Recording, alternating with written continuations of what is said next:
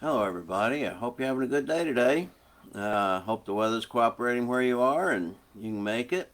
Getting ready for tomorrow, the Lord's Day, with the saints, and I hope you're able to do that.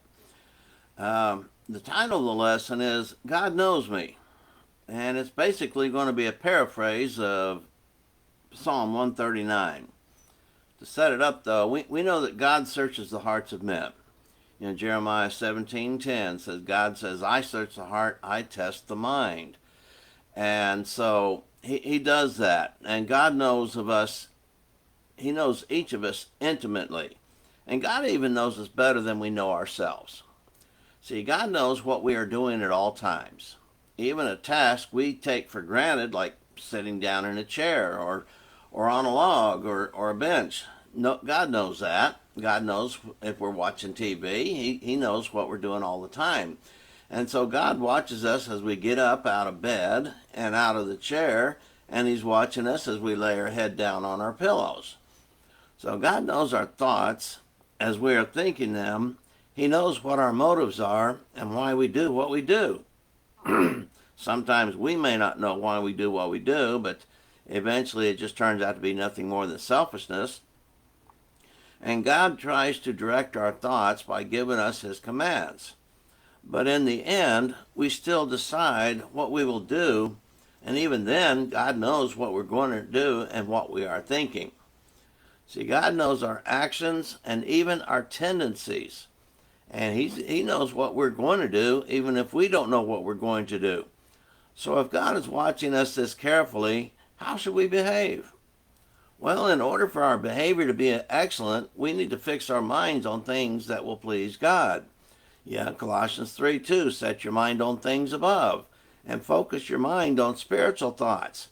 So we need to comprehend that God knows everything, even the things said before we say them, and we should be humbled to recognize the greatness of God and His omniscience. See, this boggles our minds, and it is really beyond our human comprehension when you think about it. See, all the more reason to seek knowledge that comes from above so that we can live better lives. So can anyone run away from God? No. But people do run away all the time. They say from God. And their problem is they forget that they cannot run away from God. God's always watching. See, Jonah tried many years ago, and look where that got him. And when people get overwhelmed in their lives, they want to escape.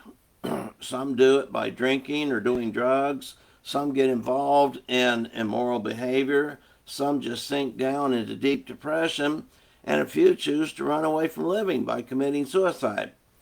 But all our running cannot remove us from God and His knowledge of us. See, we must remember that God made us. We are not the product of years of evolutionary events. God formed us in our mother's wombs. God was paying attention when nature was following its natural course of events from conception until birth.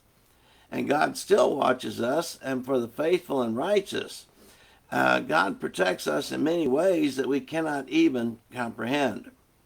See, God may know the number of days we will spend on the earth, but our living is left up to us.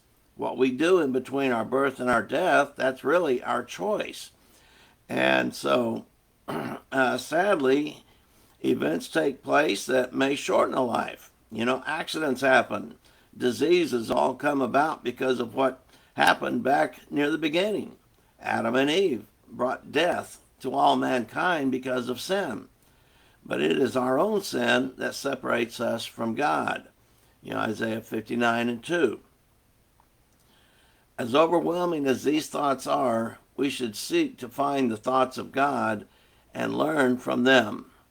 As the psalmist states so eloquently, how precious also are thy thoughts to me, O God, how vast is the sum of them. Psalm 139, verse 17. So, in the end, we need to submit ourselves to God. We need to learn if therefore these things are in our lives that will harm our souls, and ask God to lead us in the everlasting way. I mean, that's just a very short lesson here but it pretty much paraphrases Psalm 139. Take the time to read Psalm 139 and then look over this lesson and see if these thoughts are not captured by my efforts. So think about that. And I'm going to end it early. Sounds like my voice is going out, but uh, early in the morning it does that.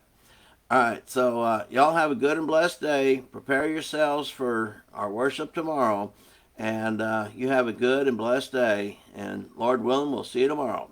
All right, bye bye.